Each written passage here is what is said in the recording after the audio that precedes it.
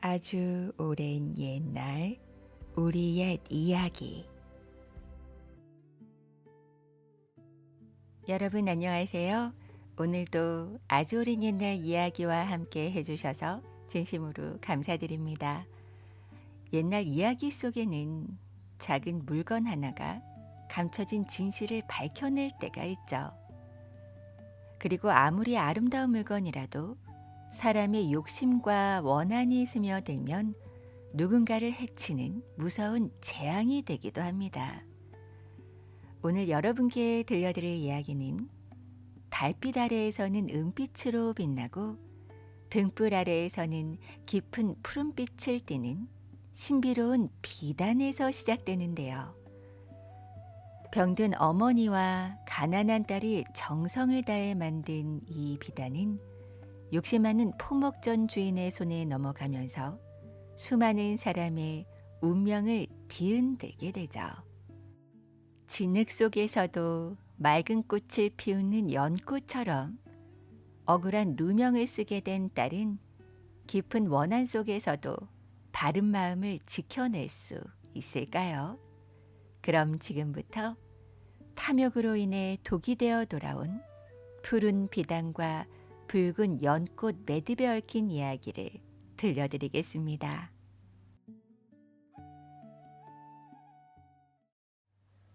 붉은 연꽃 매듭의 비밀.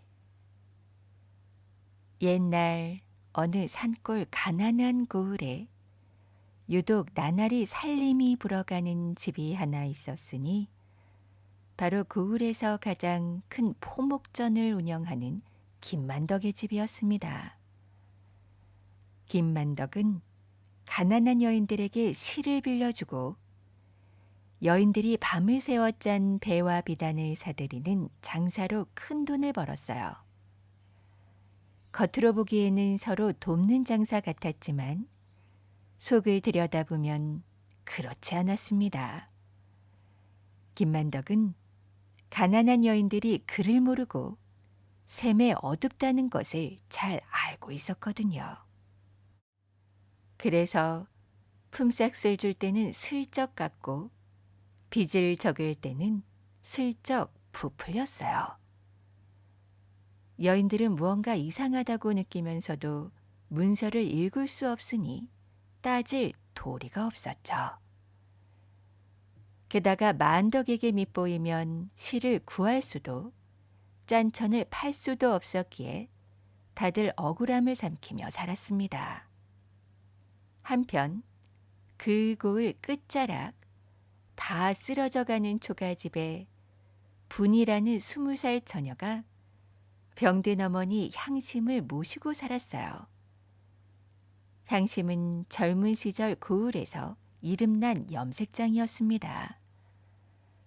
천에 물을 들이는 솜씨가 어찌나 뛰어난지 향심의 손을 거친 천은 심리 밖에서도 알아본다는 말이 나올 정도였으니까요. 하지만 오랜 세월 뜨거운 증기와 독한 염료를 다루다 보니 몸이 상하고 말았습니다. 이제는 자리에 누워 마른 기침을 하는 날이 더 많았어요. 그러던 어느 깊은 밤 초가집 안에는 향심의 기침 소리와 분이의 배틀 소리가 번갈아 울리고 있었습니다. 분이는 어머니가 건강하던 시절에 물들여준 마지막 명주실로 비단을 짜는 중이었어요. 그 실은 보통 실이 아니었습니다. 향심이 쪽빛 염료에 특별한 회색 실을 섞어 만든 것으로 보는 빛에 따라 색이 달라지는 신비한 실이었죠. 달빛 아래에서는 옅은 은빛으로 반짝이고 등불 아래에서는 깊은 바다 같은 푸른 빛을 냈어요. 분아, 그만 자거라. 몸 상할라. 조금만 더 하고요, 어머니. 이 실은 어머니 손끝에서 나온 마지막 실이잖아요. 한 올도 아깝지 않게 짜고 싶어요. 분이는 여러 달 동안 밤잠을 줄여가며 배틀 앞에 앉았습니다. 손가락이 트고 어깨가 굳어도 멈추지 않았어요. 그렇게 마침내 푸른 비단 한 필이 완성되던 날, 향심은 병든 몸을 일으켜 비단 끝자락에 붉은 실로 작은 연꽃 매듭을 묶어주었습니다. 그 매듭은 향심이 직접 고안한 독특한 방식으로 매듭 안쪽에 푸른 실 한 가닥을 함께 엮는 것이 특징이었어요. 세상에 단 하나뿐인 표식인 셈이었습니다. 진흙 속에서도 연꽃은 곱게 핀단다. 이 연꽃이 너와 이 비단을 지켜줄 게야.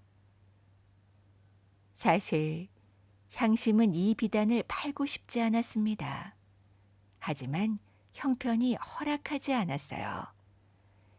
약값은 여러 달 밀려 있었고 겨울날 곡식마저 바닥났거든요. 분이는 무거운 마음으로 비단을 곱게 개어 보자기에 쌌습니다. 그리고 이튿날 아침 김만덕의 포목전으로 향했죠. 포목전 마루에 푸른 비단이 펼쳐지자 김만덕의 눈이 번쩍 뜨였어요. 장사꾼으로 반평생을 산 그가 보기에도 이런 비단은 처음이었으니까요. 빛에 따라 색이 변하는 천이라니 한양의 세도가에게 가져가면 부르는 게 값일 물건이었습니다. 그런데 김만덕은 속마음을 감추고 일부러 혀를 끌끌 찼어요.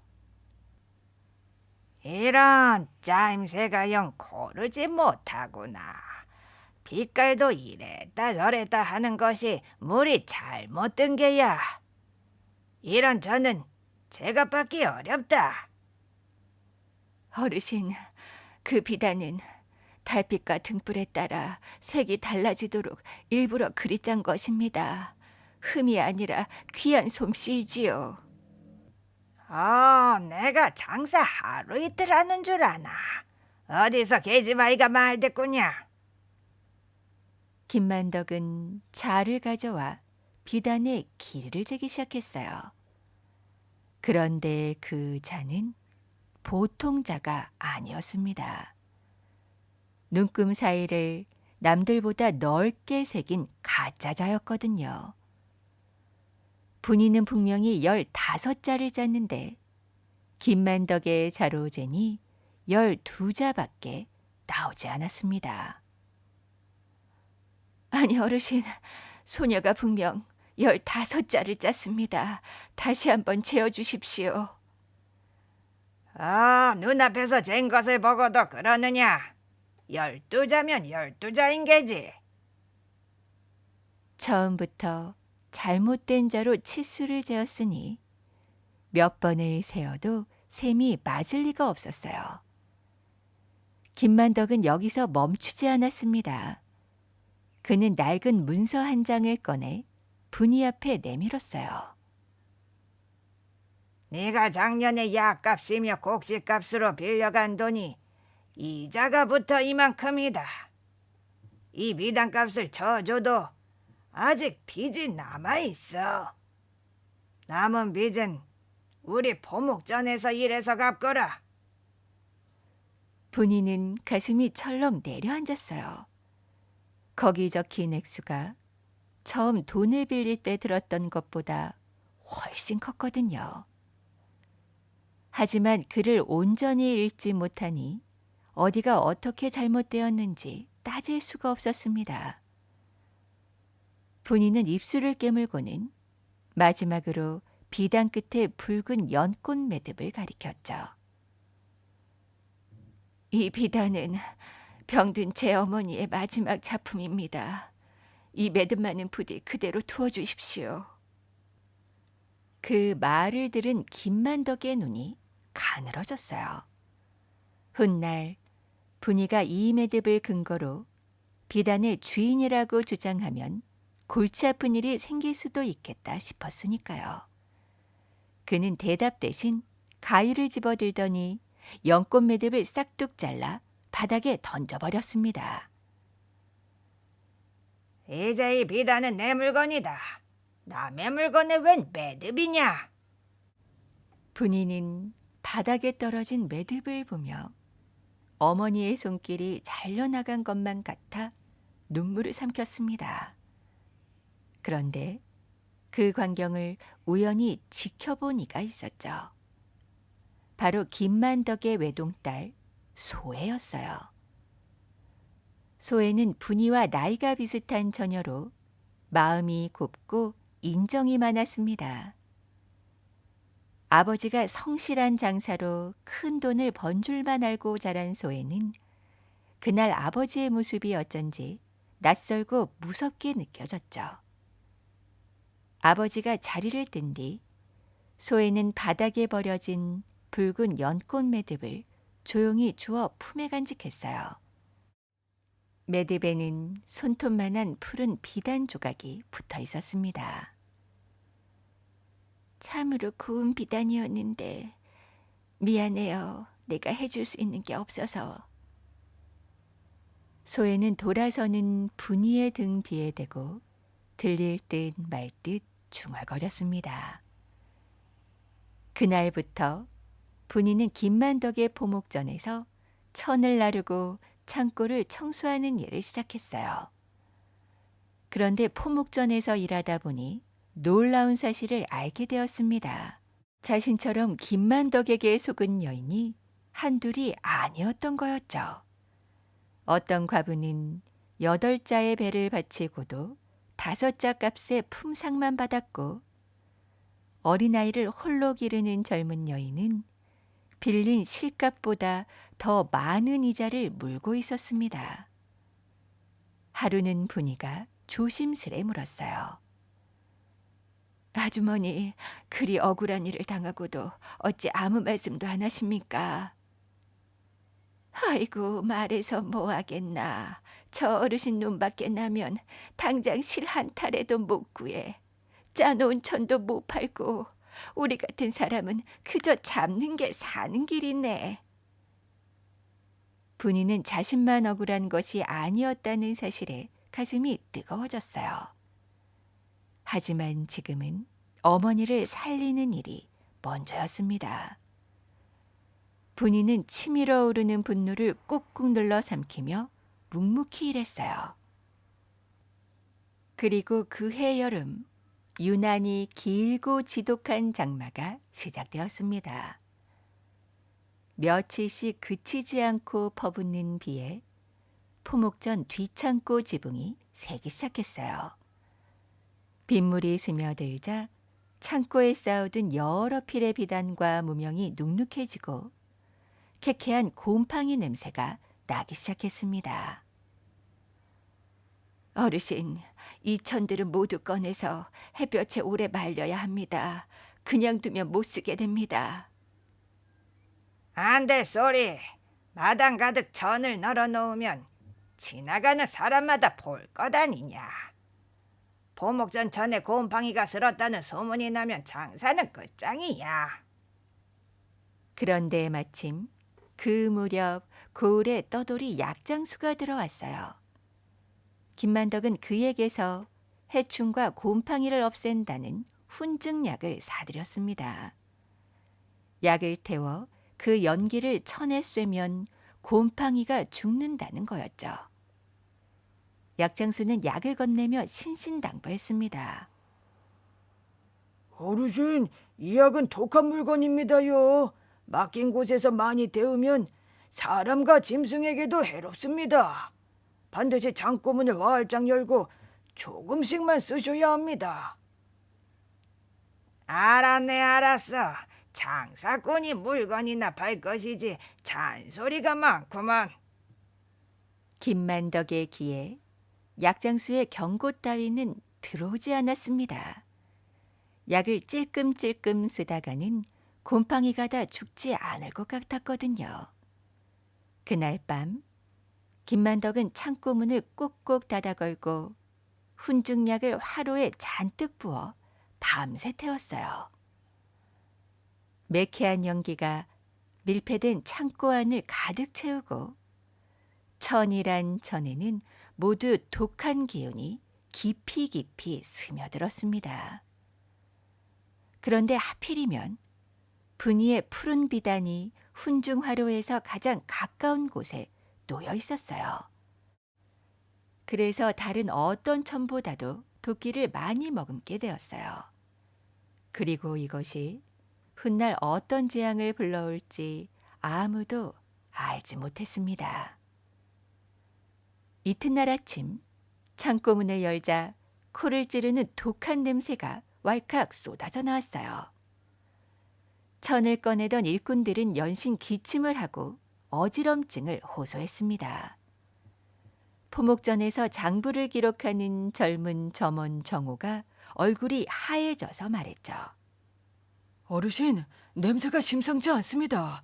이 천들은 버리시든지 못해도 한참을 바깥에 널어 도끼를 빼야 합니다. 아하, 버리다니. 이 전이 다 얼마인 줄 알고 하는 소리더냐. 며칠만 널어두면 냄새는 다 날아갈 것이야. 정호는 가난한 집에서 태어나 굶어 죽을 뻔했을 때 김만덕에게 일자리를 얻은 청년이었습니다. 그 은혜를 늘 마음에 품고 있었지만 사람이 상할 수 있는 일만큼은 마음에 걸려 견딜 수가 없었어요. 하지만 김만덕은 천을 겨우 며칠만 햇볕에 널게 하고는 남은 냄새를 감추려고 향기로운 풀물을 뿌리고 향을 피웠습니다. 겉으로 맡기에는 그럴듯한 향내가 났지만 천 속에 깊이 밴 도끼는 그대로였죠. 며칠 동안 천을 마당에 널고 걷는 일은 분이의 몫이었어요. 분이는 천을 나르는 내내 손과 목이 가렵고 머리가 핑핑 도는 것을 느꼈죠. 어르신, 이 천을 만지면 자꾸 어지럽고 살이 가렵습니다. 아, 멀쩡한 천을 두고 무슨 헛소리냐. 일하기 싫으니 꾀병을 부리는 게지. 한편 김만덕 집으로 가던 마을 사람 여럿은 분이가 그 천들을 매일같이 너는 모습을 보며 고개를 갸우뚱할 뿐이었습니다.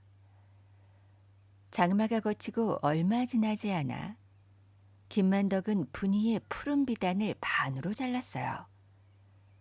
그리고 그중 일부를 이웃 고을 양반집 며느리의 홀레옷감으로 비싸게 팔았습니다. 빛에 따라 색이 변하는 귀한 비단이라며 한껏 값을 올려 받았죠. 그런데 며칠 뒤 그 양반집에서 심상치 않은 소식이 들려왔어요. 홀레옷을 지어 입은 며느리의 피부가 붉게 부어오르고 숨이 가빠졌다는 것이었습니다. 그리고 집안의 의원은 옷감에 독한 기운이 배어있는 듯하다고 말했죠. 급기야 양반집 하인이 문제의 비단을 들고 포목전으로 쫓아왔습니다. 우리 댁 새아씨가 이 비단 옷을 입고 몸져 누우셨어. 의원 말이 옷감에 도끼가 있다오. 당치 않은 소리. 우리 포목전 천은 30년 동안 달 한 번 없었어. 빛이 다른 데서 달이 난 게지. 어디 와서 생떼집이요. 하지만 속으로는 뜨끔했습니다. 큰 손님을 잃을까 두려웠던 김만덕은 그날 밤 몰래 사람을 보내 양반집에 적지 않은 돈을 지어주고 이를 조용히 덮었어요. 그리고 정호를 불러 나직이 일렀습니다. 장부에서 이 비단판 기록을 지워라. 오늘 일은 없었던 일이다. 알겠느냐? 정호는 시키는 대로 장부를 고쳤어요. 하지만 마음 한 구석이 무거웠던 그는 그날 밤 자신의 작은 수첩에 실제 판매 날짜와 손님의 이름을 몰래 적어두었습니다. 사실 정호의 수첩에는 이미 여러 가지가 적혀 있었어요. 훈증약을 태운 날짜, 그날 창고에 있던 천의 종류까지 양심의 가책을 견디다 못해 하나하나 기록해온 것이었습니다. 하지만 재앙은 이제 시작일 뿐이었죠.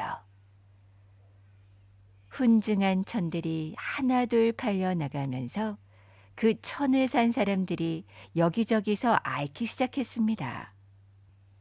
새 옷을 입은 아이는 온몸에 붉은 반점이 돋았고, 새 이불을 덮은 노인은 밤새 기침으로 잠을 이루지 못했어요.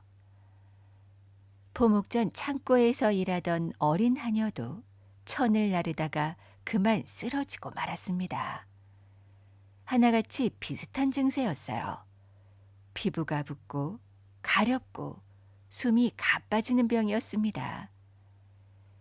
급기야 고을에는 흉흉한 소문이 돌기 시작했어요. 포목전천에 무언가 문제가 있는 것이 아니냐고 사람들이 수근거리기 시작했죠. 김만덕은 밤잠을 이루지 못했습니다. 훈증약일이 밝혀지면 장사는 물론이고 관아에 끌려갈 수도 있는 노릇이었으니까요. 국리에 국리를 거듭하던 그는 마침내 무서운 꾀를 하나 떠올렸습니다. 죄를 뒤집어 쓸 사람을 만들기로 한 것이었죠. 김만덕은 은근슬쩍 사람들 사이에 말을 퍼뜨리기 시작했습니다. 그 분이라는 처녀 말일세. 비단을 빼앗겼다고 앙심을 품고는 우리 창고 전에 아무래도 수상한 짓을 한 것 같으이. 매일같이 천을 만지는 걸 본 사람이 한둘이 아닐세. 마침 분이가 그 천들을 널고 만지는 모습을 본 사람들이 많았기에 소문은 마른 들판에 불길 번지듯 빠르게 퍼져나갔습니다. 김만덕은 한술 더 떠서 비단에 묶여있던 붉은 연꽃 매듭도 귀신을 부르는 주술의 표시였다고 주장하기 시작했어요. 그리고 향심이 남들은 모르는 괴상한 염색법을 쓰는 것도 수상한 일이라며 두 모녀를 요사스러운 사람들로 몰아갔습니다. 처음에는 콧방귀를 뀌던 사람들도 병자가 자꾸 늘어나자 마음이 흔들렸어요. 사람이란 두려움에 사로잡히면 눈에 보이는 것부터 의심하게 마련이었으니까요. 분이와 거래하던 사람들은 하나둘 일감을 끊었고 철없는 아이들은 분인의 초가집에 돌을 던지며 저주받은 집이라고 소리쳤습니다. 어제까지 웃으며 인사하던 이웃들이 이제 더 이상 눈길조차 주지 않았어요. 그런데 김만덕은 여기서 멈추지 않았습니다. 아예 쐐기를 박아버릴 심산으로 분이가 포목전의 명예를 훼손하고 천에 해를 끼쳤다며 관아에 고발까지 한 거예요. 분이는 사또 앞에 끌려가 눈물로 항변했습니다. 사또, 소녀는 결단코 천에 아무 짓도 하지 않았습니다. 소녀는 그저 시키는 대로 천을 나르고 널었을 뿐입니다. 저 계집이 창고에서 천을 주무르는 것을 본 사람이 여럿입니다. 사또, 비단을 빼앗겼다고 원한을 품은 것도 온 고을이 다 아는 일이지요. 다행히 분이가 정말로 천에 해를 입혔는지에 대한 직접적인 증거가 없었기에 옥에 갇히는 일만은 면했어요. 하지만 사또는 진상이 밝혀질 때까지 포목전 근처에 얼씬도 하지 말라고 명했습니다. 일자리를 잃은 분이는 당장 어머니의 약을 구할 길이 막막해졌어요. 약이 끊기자 향심의 병세는 눈에 띄게 나빠졌죠. 밤마다 어머니의 기침 소리를 들으며 분이는 이를 악물었습니다.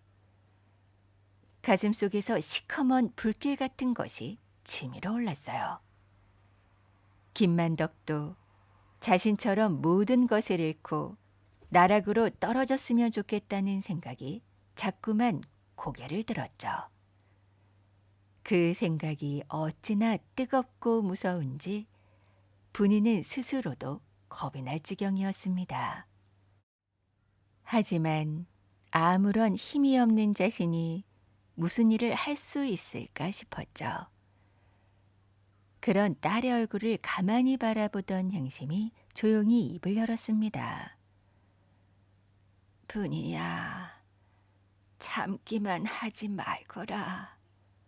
네가 당한 일을 참는 것만으로 끝내면 다른 사람이 또 같은 일을 당하게 될 것이야. 억울함을 밝히는 용기도 때로는 자비가 되는 법이란다.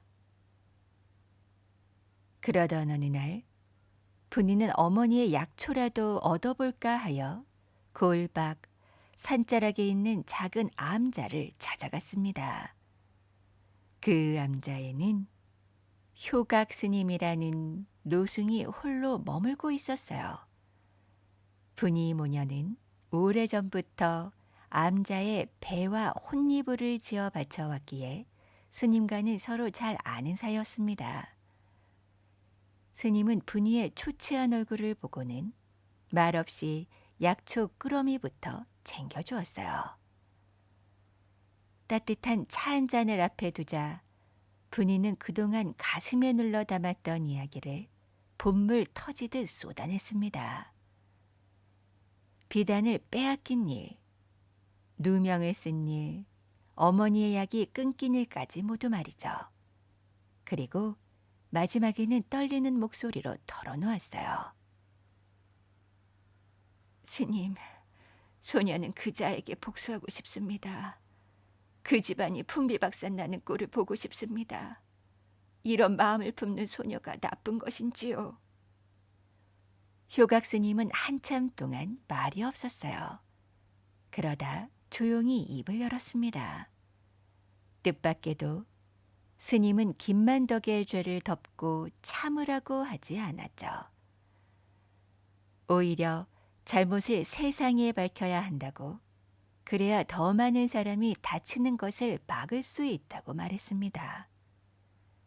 다만 분이가 김만덕의 딸과 집안 식솔들까지 싸잡아 미워하려 하자 스님은 고개를 저으며 나직이 일렀어요. 죄를 지은 자가 책임을 지는 것은 마땅할 것이야. 하지만 그 사람의 피를 나눈 이들까지 죄인으로 여긴다면 너 또한 새로운 업을 짓게 되는 게야.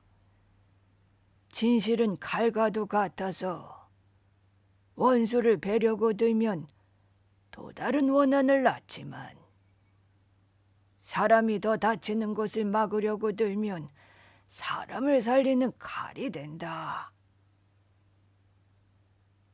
그렇게 산을 내려오는 길에 분이는 스님의 말씀을 몇 번이고 곱씹었어요.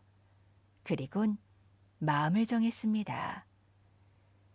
자신이 해야 할 일은 김만덕을 무너뜨리는 복수가 아니라 진실을 밝혀 더는 억울한 사람과 병드는 사람이 나오지 않게 하는 것이라고 말이죠.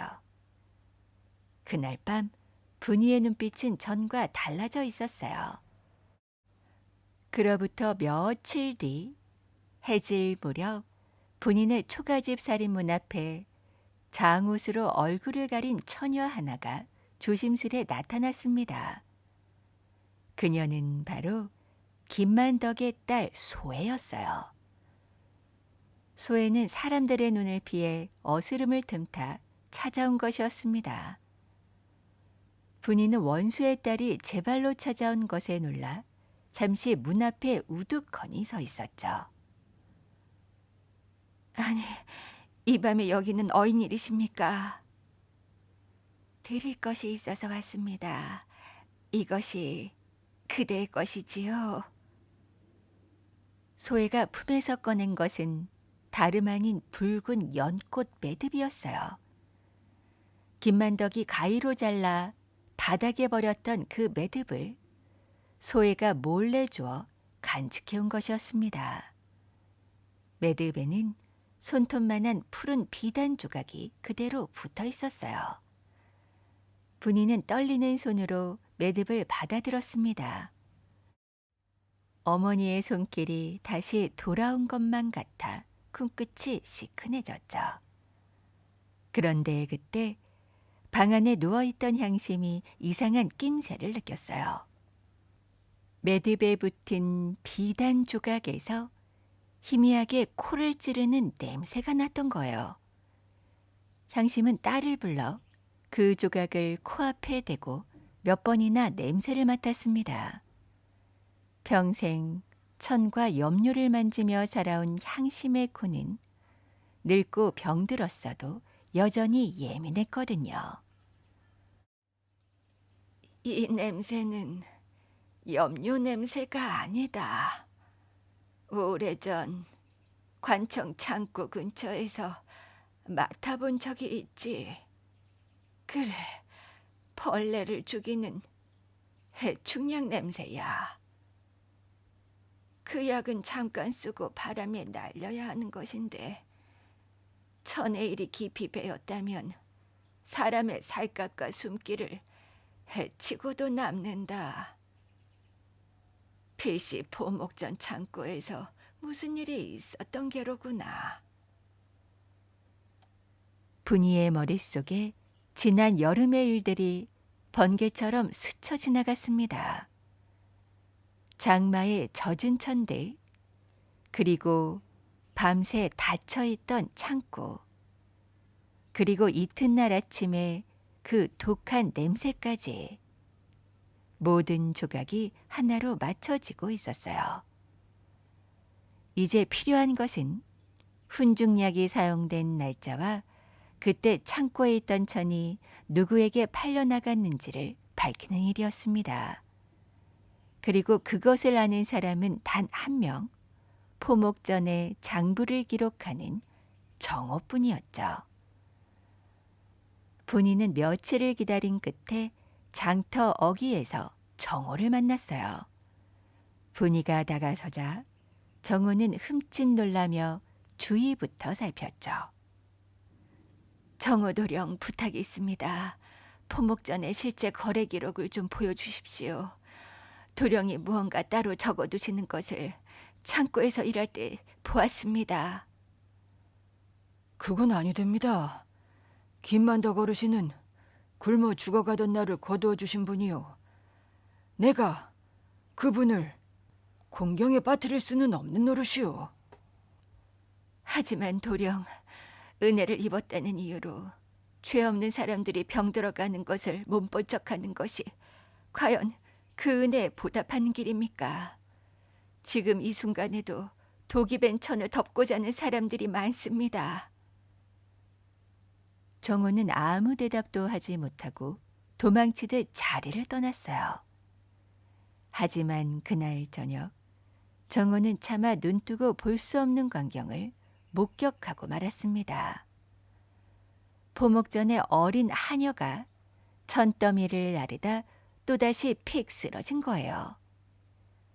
겨우 12살 된 아이가 새하얗게 질린 얼굴로 가쁜 숨을 몰아쉬는데 김만덕은 혀만 차며 약값이 아깝다고 중얼거리고 있었죠. 그 모습을 본 정호의 마음이 크게 흔들렸습니다. 그리고 그날 밤 정호는 분이의 초갓집을 찾아와 품속에서 낡은 수첩 하나를 꺼내 놓았어요. 내가 그동안 양심에 찔려 몰래 적어온 것이오. 훈중약을 태운 날짜, 그날 창고에 있던 천, 그 천을 사간 사람들의 이름이 모두 여기에 있어. 분이와 정호가 수첩을 한 장 한 장 짚어가며 살펴보니 무서운 사실이 드러났습니다. 마을에 병든 사람들은 하나같이 훈중약을 피운 날 창고에 있던 천을 산 사람들이었던 거예요. 새 옷을 입고 반점이 돋은 아이도 새 이불을 덮고 기침하던 노인도 모두 그 명단 안에 있었습니다. 우연이라 하기엔 너무나 정확하게 맞아떨어졌죠. 그런데 한편 그 무렵 김만덕의 집에서도 조용한 폭풍이 일고 있었어요. 소혜가 아버지의 방을 정리하다 문갑 깊숙한 곳에서 장부 2권을 발견한 것이었습니다. 이상하게도 두 장부에는 같은 거래가 서로 다르게 적혀 있었죠. 사람들에게 보여주는 장부에는 직조공들이 많은 돈을 빌리고 적은 천을 가져온 것으로 되어 있는데 숨겨둔 원본 장부에는 실제 비단의 길이와 마땅히 주었어야 할 품삯이 고스란히 적혀 있었어요. 분이뿐만이 아니었던 거였습니다. 수십 명의 여인이 짧게는 몇 해, 길게는 10년 넘게 속아온 흔적이 그 장부에 빼곡하게 적혀 있었죠. 소혜는 손이 떨려 장부를 제대로 넘기지도 못했어요. 아버지가 평생 일군 재산이 사실은 가난한 여인들의 눈물 위에 쌓인 것이었다니. 하지만 소혜는 장부를 도로 문갑에 넣었어요. 이것이 세상에 알려지면 아버지는 벌을 받고 집안은 무너질 것이 뻔했으니까요. 하지만 하늘은 소혜가 그렇게 눈을 감도록 내버려 두지 않았습니다. 바로 다음 날 그녀는 병들어 쓸모없어진 어린 하녀가 보따리 하나만 든 채 포목전에서 쫓겨나는 모습을 보고 말았죠. 그리고 소혜는 그날 밤새 잠을 이루지 못했습니다. 그리고 새벽녘에야 깨달았죠. 침묵하는 건 아버지를 돕는 일이 아니라 아버지가 더 깊은 죄의 수렁으로 빠져드는 것을 구경만 하는 것이라는 걸 말이죠. 소혜는 원본 장부와 조작된 빈문서 몇 장을 몰래 꺼내 보자기에 쌌습니다. 그리고 그것을 정호에게 가져가 맡기며 말했어요. 이것을 맡아주세요. 언젠가 진실이 필요한 날이 오면 그때 쓰일 겁니다. 아버지를 망하게 하려는 게 아니라 아버지가 더는 죄를 짓지 않게 하려는 것입니다. 그런데 공교롭게도 바로 그 무렵 김만덕은 딸의 혼례 준비에 한창이었습니다. 이웃골, 부잣집과 혼담이 오간 끝에 혼인날이 잡혔거든요. 김만덕은 세상에서 가장 귀한 비단으로 딸의 혼례복을 짓겠다며 창고를 뒤졌어요. 그리고 양반집에 팔고 남은 푸른 비단을 골라들었습니다. 빛에 따라 색이 변하는 천이니 혼례복으로 이보다 좋은 것이 없다는 생각이었죠. 곁에서 지켜보던 정우가 참지 못하고 나섰습니다. 어르신, 그 비단만은 아니됩니다. 그 비단을 사간 양반댁 새아씨가 몸져 누웠던 것을 잊으셨습니까? 쓸데없는 소리. 그 뒤로 여러 날 햇볕에 말렸으니 이제 아무 탈 없을 게야. 내 딸에게 나쁜 일이 생길 리가 있겠느냐? 참으로 어리석은 믿음이었죠. 남의 자식이 병드는 것은 대수롭지 않게 여기며 제 자식에게만은 화가 미치지 않으리라 믿었으니까요. 이 소식은 돌고 돌아 분이의 귀에도 들어갔습니다. 분이는 가슴이 철렁했어요.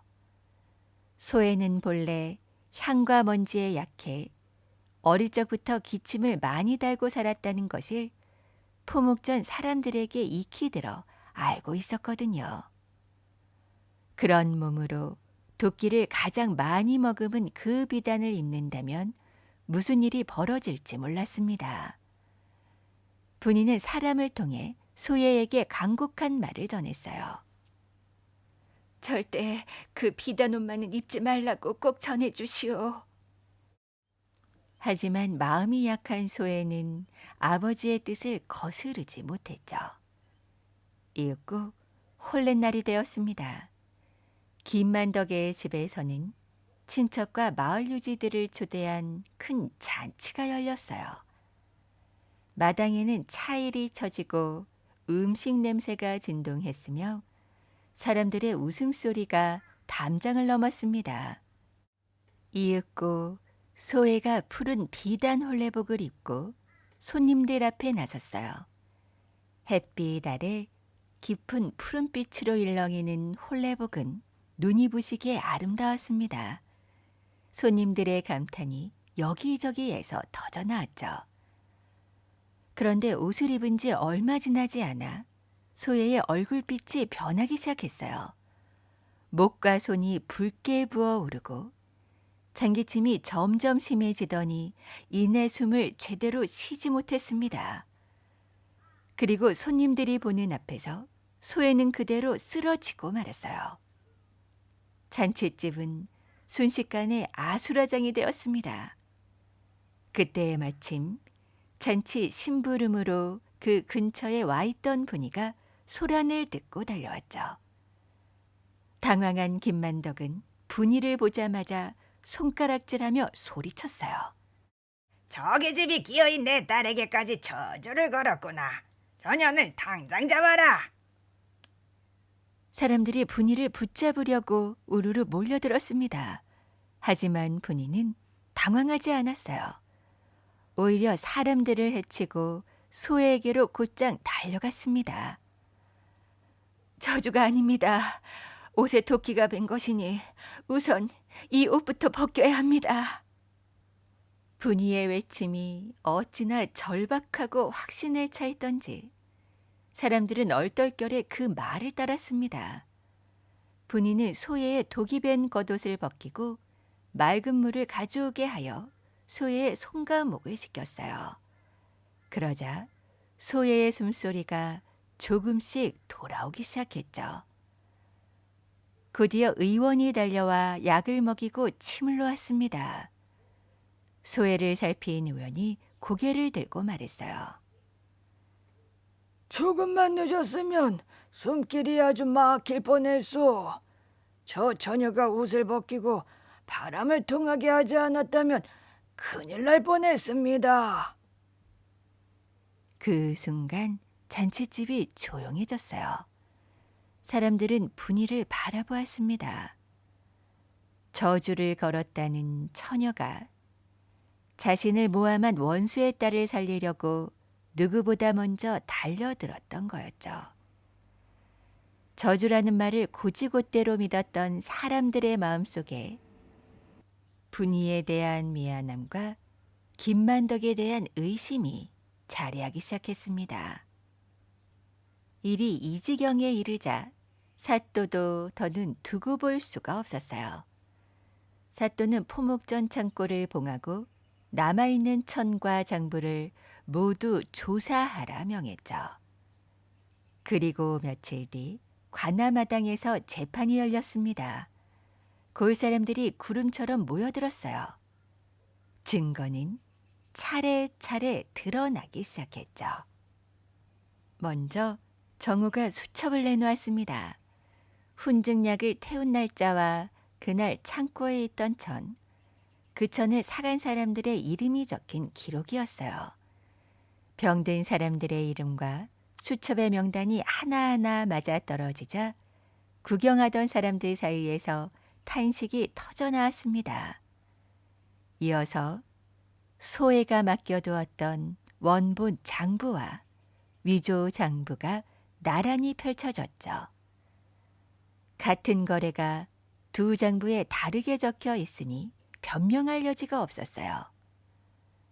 내용을 고친 빈문서들, 훈증약의 위험을 경고했다는 약장수의 증언, 돈을 받고 입을 다물었던 양반집의 증언, 창고에서 일하다 병든 일꾼들의 증언까지 줄줄이 이어졌습니다. 그리고 마지막으로 분이가 붉은 연꽃 매듭을 내놓았어요. 매듭에 붙은 손톱만한 푸른 비단 조각을 소의 홀레복 가장자리에 가져다 대자 실의 무늬와 잘린 자리가 한치의 어긋남도 없이 이어졌습니다. 이 비단이 본래 분이의 것이었다는 사실이 만천하에 증명되는 순간이었죠. 하지만 김만덕은 끝까지 발버둥을 쳤어요.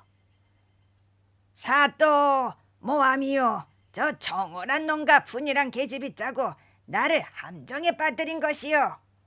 그런데 바로 그때였습니다. 아직 병색이 가시지 않은 소혜가 자리에서 천천히 일어나며 말했어요. 아버지, 그만하세요. 그 장부를 관아에 전한 사람은 정호도령도 분이도 아닌 바로 저입니다. 아버지는 천이 위험하다는 것을 알고도 파셨고 그것을 감추려고 장부를 숨기셨어요.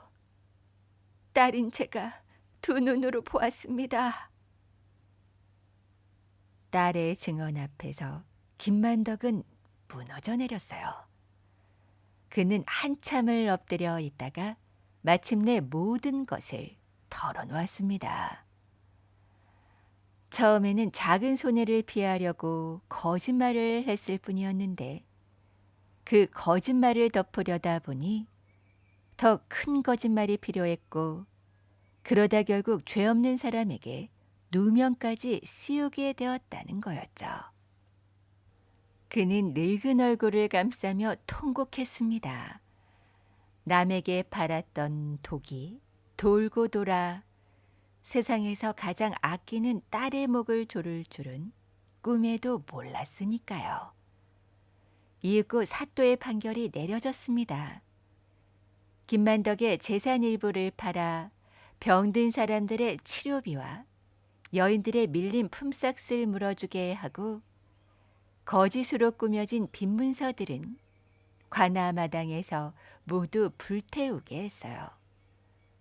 문서가 타오르는 불길 앞에서 여인들은 서로를 부둥켜 안고 울었습니다. 10년 묵은 억울함이 연기와 함께 하늘로 올라가는 것 같았죠.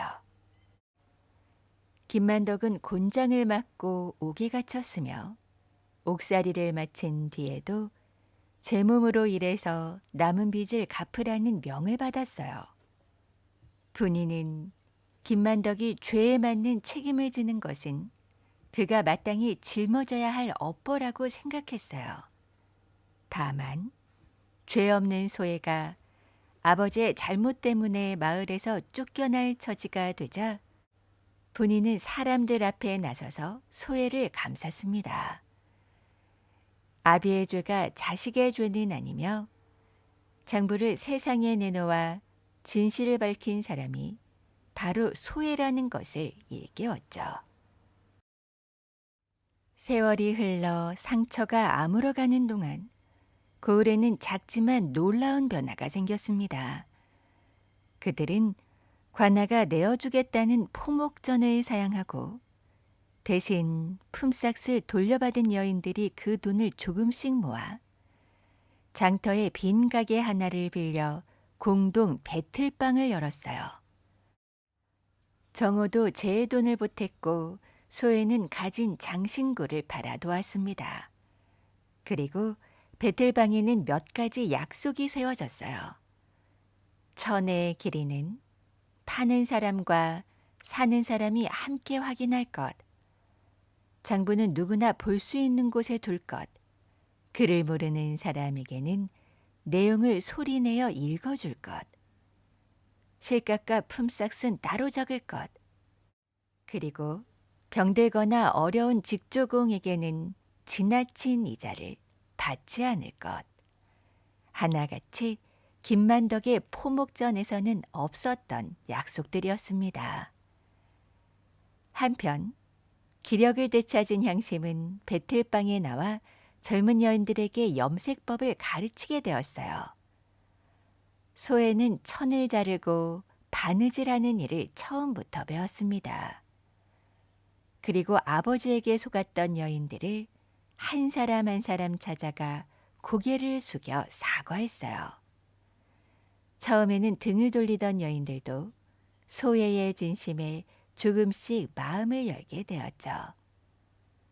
그렇게 몇 해가 지난 어느 날 배틀방 앞에 초라한 행색의 늙은이가 나타났습니다. 옥살이를 마친 김만덕이었어요. 그는 다른 고을에서 막리를 하며 피해자들의 빚을 조금씩 갚아왔지만 이제는 몸도 늙고 갈 곳도 없었습니다. 본인은 피해를 입었던 여인들을 모두 불러 며칠 동안 함께 의논을 하였어요.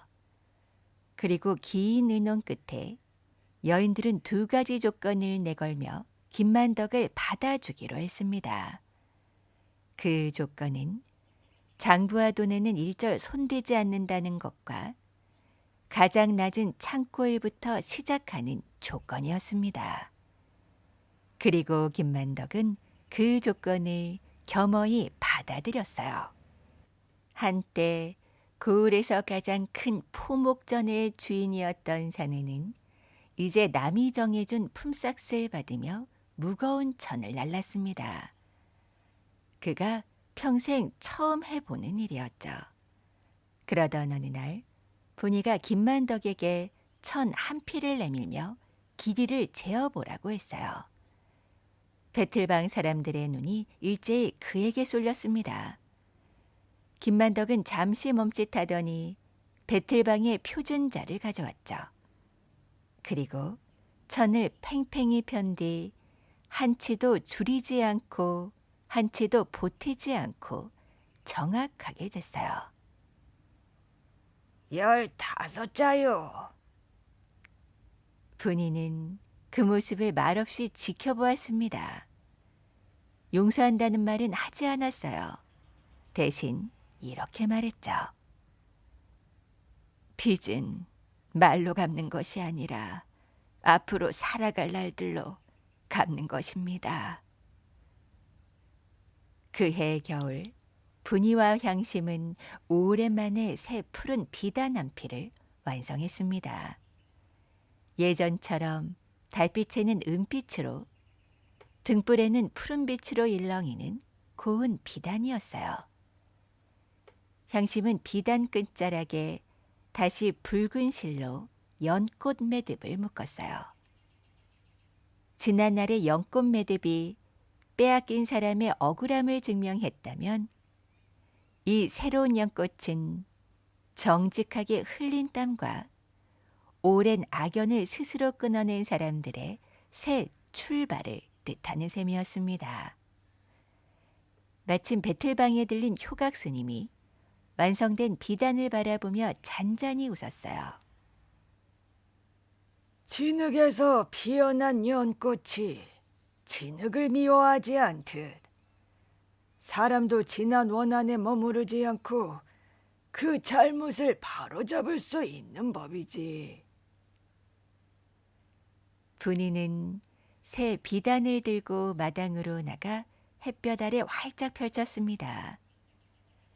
지난날의 비단은 도끼를 품어 사람을 쓰러뜨렸지만 새 비단에서는 맑은 쪽빛 향기만이 겨울바람을 타고 온 고을로 퍼져나갔답니다.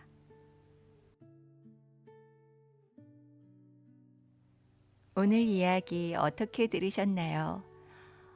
병든 어머니를 위해 밤낮으로 배틀을 돌렸던 분이의 푸른 비단은 본래 정성과 사랑으로 만들어진 아름다운 비단이었습니다. 하지만 김만덕의 욕심과 거짓이 그 비단에 스며들면서 사람을 기쁘게 해야 할 옷감은 도리어 사람을 병들게 하는 독이 되고 말았죠. 어쩜 김만덕은 처음부터 큰 죄를 지으려 했던 것은 아니었을지도 모르겠습니다. 품삯을 조금 덜 주고 빚을 조금 부풀리고 천의 길이를 조금 속이는 것쯤은 아무도 모를 것이라 생각했겠죠. 하지만 그 작은 거짓은 감춰지기 위해서 더 큰 거짓이 필요했고 마침내 그는 자신의 잘못을 덮기 위해 아무 죄도 없는 분이에게 누명까지 씌우고 말았죠. 우리는 김만덕의 모습을 통해 욕심으로 얻은 것은 결코 온전히 자신의 것이 될 수 없다는 사실을 깨달을 수 있었던 것 같습니다. 남의 눈물 위에 쌓은 재물은 겉으로는 높고 단단해 보여도 언젠가는 반드시 무너지고 마니까요. 김만덕이 남들에게 팔았던 독이 돌고 돌아 가장 사랑하는 딸 소혜에게 되돌아온 것처럼 사람이 행한 일은 보이지 않는 길을 따라 결국 자신에게 되돌아오게 되는 법입니다. 살면서 우리도 분이처럼 억울한 누명을 쓰게 된다면 나에게 누명을 씌운 상대에게 원한을 갖게 되는 거 어쩜 당연한 건지도 모르죠. 하지만 효각 스님 말처럼 죄를 밝히는 것과 또 원한으로 상대를 무너뜨리는 것은 다르다는 이야기가 마음에 깊이 남는 말인 것 같습니다. 진실을 밝히는 목적이 복수라면 또 다른 원한이 생기지만 더는 사람이 다치지 않게 하기 위한 것이라면 그 진실은 사람을 살리는 힘이 되니 말이죠. 그리고 소혜와 정호의 진실을 말할 수 있는 용기에서 진정으로 사람을 위하는 것은 그 사람의 잘못을 눈감아주는 것이 아니라 더 깊은 죄를 짓기 전에 멈추게 하는 것임을 깨달을 수 있었습니다. 우리의 마음속에도 때로 욕심과 미움이 찾아오죠. 작은 이익을 위해서 남을 속이고 싶을 때도 있고 억울한 일을 당하면 상대가 똑같이 불행해지기를 바랄 때도 있죠. 하지만 오늘 이야기의 붉은 연꽃처럼 진흙 속에서도 마음의 발음을 잃지 않는다면 원한의 사슬을 끊고 새로운 길을 만들 수 있지 않을까요?